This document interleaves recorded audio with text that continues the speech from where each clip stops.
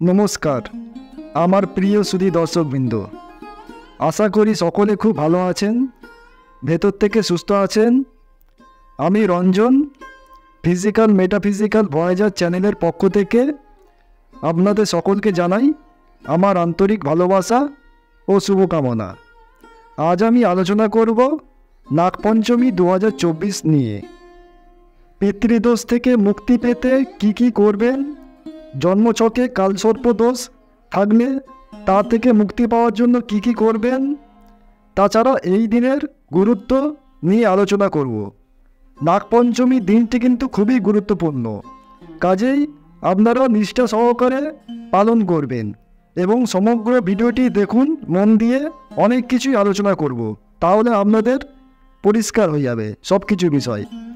তার আগে বলে রাখি, আমার চ্যানেলে যারা নতুন নতুন ভিজিট করছেন, চ্যানেলটিকে অতি অবশ্যই আপনারা সাবস্ক্রাইব করে রাখবেন, কেননা আমি আধ্যাত্মিক এবং পার্থিব সমস্ত রকমের ভিডিও আপলোড করি, তো আপনারা আপডেট পেতে থাকবেন।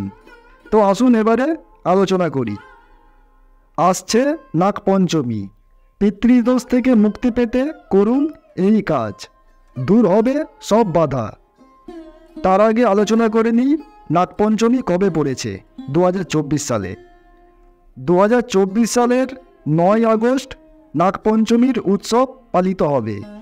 প্রতি বছর শ্রাবণ মাসে নাগপঞ্চমী শুক্লপক্ষের পঞ্চমী তিথিতে পড়ে।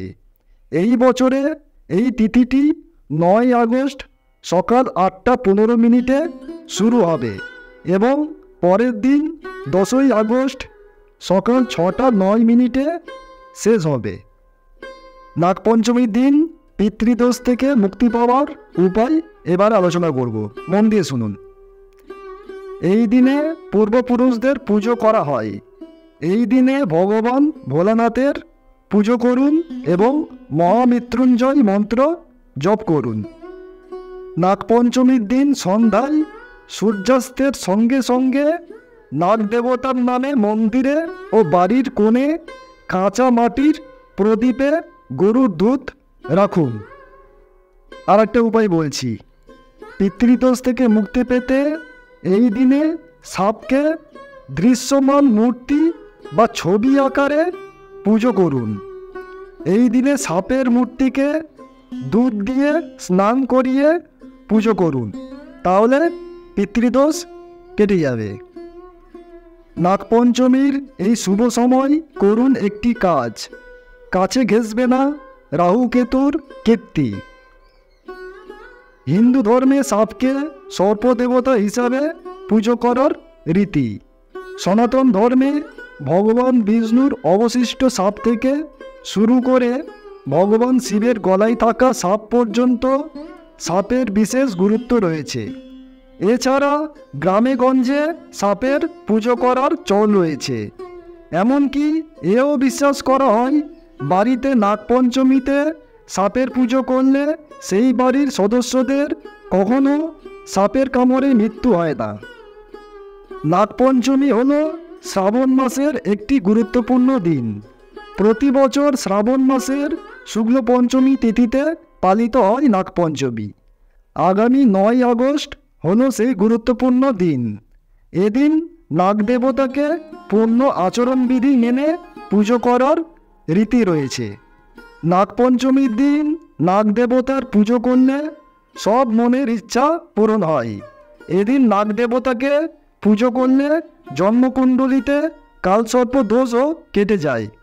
এছাড়া বিশ্বাস করা হয়, নাগদেবতাকে ভক্তি ভরে পুজো করা হলে সর্প ভয় থেকে সব রকম আশঙ্কা দূর হয়। রাহু কেতুর অশুভ দৃষ্টিও সারা জীবনের মতো কেটে যায়। নাগপঞ্চমীর পুজো কখন করবেন জেনে নিন। প্রদোষের সময় নাগদেবতার পুজো করা সর্বোত্তম।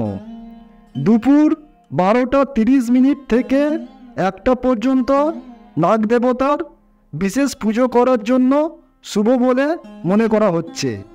প্রদোষকালে পুজো করতে না পারলে এই তিথিতে যে কোনো সময় পুজো করা যেতে পারে, তবে প্রদোষকালে পুজো করাটাই সব থেকে ভালো।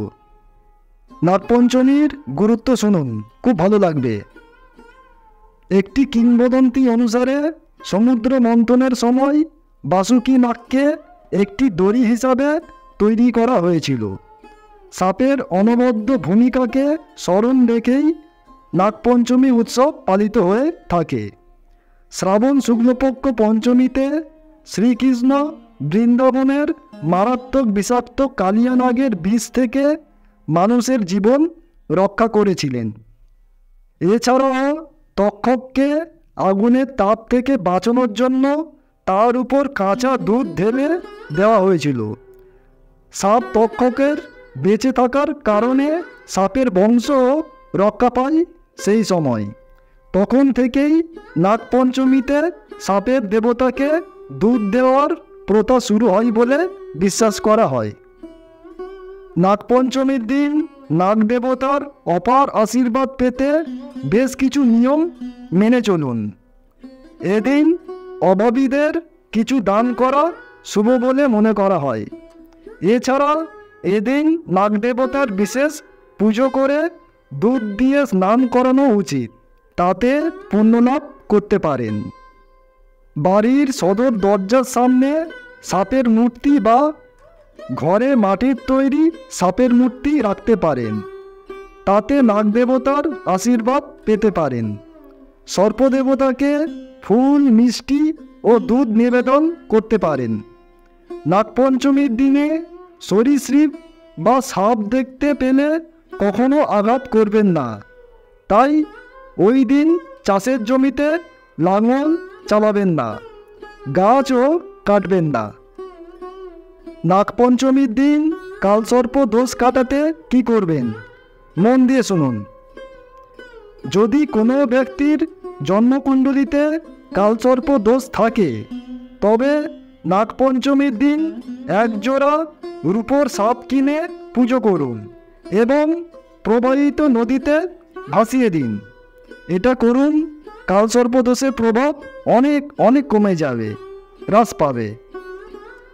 কালসর্প দোষ থেকে মুক্তি পাওয়ার আর একটা উপায় বলছি, মন দিয়ে শুনুন। কালসর্প দোষ থেকে মুক্তি পেতে নাগপঞ্চমীর দিন যে কোনো শিব মন্দিরে গিয়ে সেবা করুন। সেই দিন মন্দির পরিষ্কার করুন।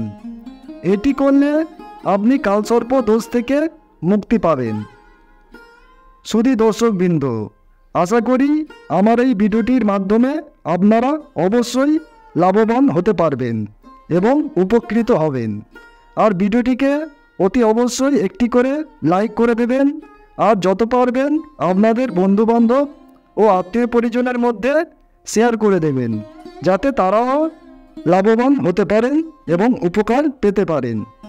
আর চ্যানেলটিকে অতি অবশ্যই সাবস্ক্রাইব করে রাখবেন, কেননা আমি আধ্যাত্মিক ও পার্থিব সকল ধরনের ভিডিও নিত্য নতুন আপলোড এবং আলোচনা করে থাকি, তো আপনারা আপডেট পেতে থাকবেন। তো আজকের মতন এই পর্যন্ত। সকলে খুব ভালো থাকবেন, সুস্থ থাকবেন, সুখে থাকবেন। টাটা, বিদায় জানালাম।